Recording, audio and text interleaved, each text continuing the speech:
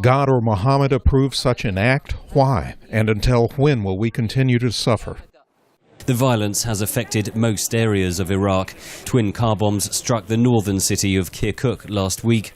Militants also carried out assaults on 2 prisons last month, releasing at least 500 inmates, including senior al-Qaida leaders. More roadblocks have been set up, but frustration over the lack of security is growing. Fazi Abdul Karim is an Iraqi journalist.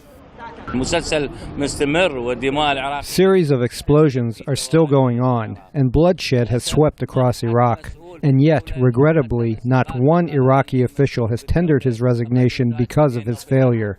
The United Nations says 1,057 people were killed in the country in July. It has called on Iraq's political leaders to take immediate and decisive action to stop what it called the senseless bloodshed.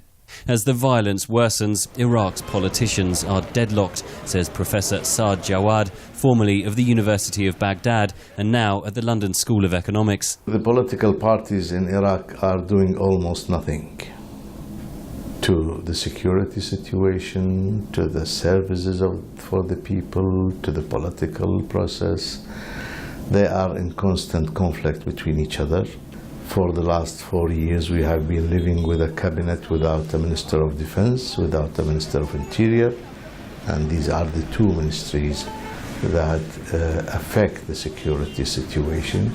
Jawad says al-Qaida fighters were largely defeated in Iraq by 2008, but the conflict in neighbouring Syria has lured al-Qaida militants back to the region, and the violence is spilling over the border. Lately, they were pushed out by the Syrian army with the cooperation of Hezbollah and other Iranian elements or support.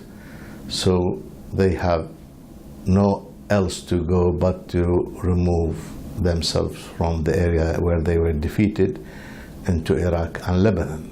And that's why you see the violence is increasing in these 2 countries. Still, the level of violence is far from the sectarian conflict that gripped the country in 2007, when the monthly death tolls often exceeded 3,000 people. Henry Ridgwell for VOA News, London.